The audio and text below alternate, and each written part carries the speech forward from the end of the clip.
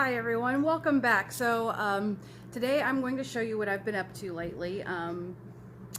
Throwing some house plants out, got some new ones. I can't remember what I threw out, but I did clean up some of my plants and I'll talk about some issues I've had. I got a new grow light for not only my house plants but my seeds starting to, and I've already started seeds, and I'll talk a little bit about my favorite way of starting seeds, and that's the winter sowing method. And I'm sorry, I'm apparently really shaky. I'm gonna try to control that.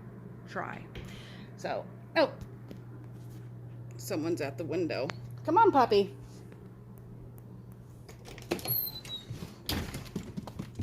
All right, well, they're inside now, so I can go ahead and show you. So here's the new grow light. I got it on Amazon for about $23. It's flexible. It has the clamp, and it also comes with a stand that you can clamp in the clamp. That's how you attach it, and then you don't have to clamp it onto like my plant stand or whatever. But I did put it up here because none of my prayer plants are, you know, I know it's winter time, but I'm trying to get them to look better. My Dieffenbachia is a little sparse. This leaf broke off today when I fertilized. And some of my syngoniums could be happier. And this is a new plant. This is my Stramanthe Triostar. I'm trying to think if there's anything else new that I got right here. No. But my Monstera is also looking kind of sad. I've took some cuttings off of it to propagate, but I've also cleaned up a lot of leaves off of it. So I'm trying to get it back in a tip-top shape, and I think the grow lights will help. Up here in these 4-inch cups, I started Simpson Elite lettuce, which is supposed to be like black-seeded Simpson lettuce, only it grows 30 to 45 days longer because it is more heat resistant. So I started that in these cups all the way around, and then I also winter sowed them. I've moved these hangers more in the middle of the window so they're not hiding behind the posts there, so they could get more sun. My Hoya linearis, this one's just done, but luckily my propagation in the kitchen is going strong, so I'm not that worried about it. I'm also propagating my Crimson Princess up here. Yeah, so I moved a lot of them out. Oh, I don't think I've got a holiday cactus here. I'm pretty sure it's a Thanksgiving cactus, but it's marketed as a Christmas cactus. See, my Hoya linearis propagation is going great. Oh, and then I got one in the dining room by the window too, if you happen to notice. Green onions from the store. I just put them in water for a few weeks, and when some of the roots started growing longer, I put them in pots. They didn't really seem to like the water too much, but it's fine. So when I was doing the string of hearts here, I was wrapping it around and pinning it down, hoping that it would take root in there, but it hadn't. It just become one long vine, so that's why I'm propagating it. My other way of trying to make it fuller and bushier wasn't working, apparently. This plant here, my Heartleaf Philodendron, it has a story too. And then these are cuttings from this Wandering Jew right here that was getting really long and lush, and it's doing great right here in the kitchen window. And when I got this plant last year, I saved it from dying from Rural King. It was given to me. I took it home, and it got this big between last summer and this year. There's my Crimson Princess. Ooh, cuttings are falling out. Hang on. Get in there, cutting. Good cutting. Okay. And there is a white holiday cactus as well that is already starting to root, if you can see. Yeah. So I had this Heartleaf Philodendron above the heater, the propane heater in the bathroom window. I'll show you.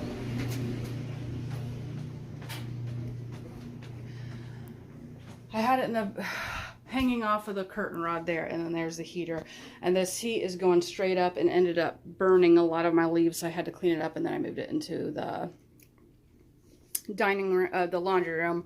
Hairy Columnea is slowly growing. It's getting there. It started off with one cutting, and now it's this one that I've propagated off again. That's where I took that cutting from. grew out to the side, and then it's also sprouting up down there. So that's good. And then this prayer plant, it was feeling really, really, really dry. So I put the saucer underneath it to try to help. I don't know. But the one I got in the dining room is doing great. So if I lose this plant, it's okay. And it's the middle of winter. And my garden's like dead. But I've been chucking the scraps inside that I've been keeping directly into the barrels there that I've been using for tomatoes the past few years, so I don't have to add so much compost in there. But there's a dianthus sitting in there that still looks like it wants to grow, and then there's a dianthus over here that is still healthy. So if they want to grow, I'm just going to let them grow. I'm not going to tell them no. Yeah, so dianthus is a winner. Oh, here's some trailing verbena that's still alive. Yep. So we'll just leave that there too. But look at all these milk jugs I started, and I'm not done. I think I've got all of the vegetables that I want to start done. See, Simpson Elite. So now I'm going to be also winter sowing a lot of my cold hardy and perennial flowers.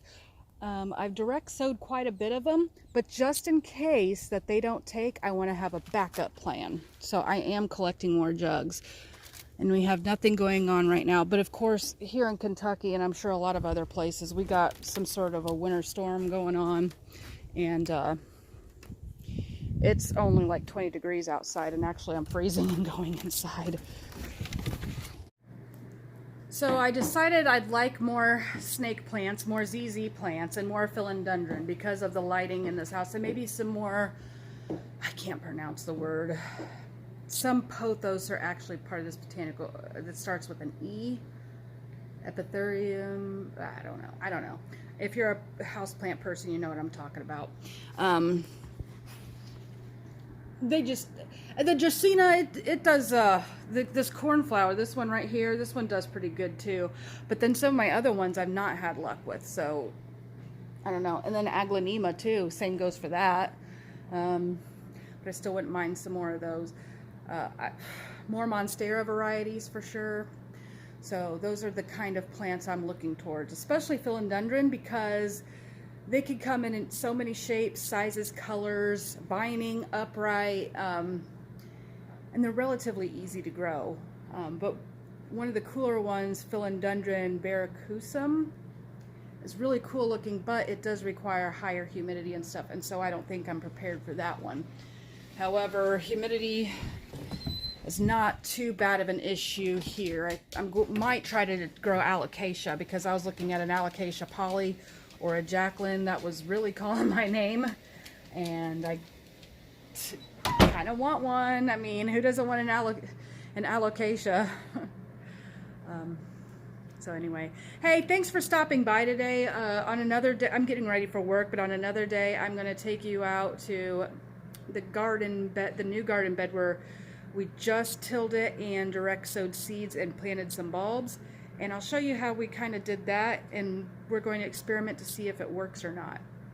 But that's because of the experiment, that's also why I'm starting more flowers in the winter sowing method in the milk jugs. And I've been doing a video on how to do winter sowing past few years, and I find myself doing a little bit differently every time I do it. And so I'll just show you how I'm doing it this year. Anyway, thanks for stopping by, guys. Hey, it was good coming on here again and catching up and all that. And I love you, and so does Jesus. God bless.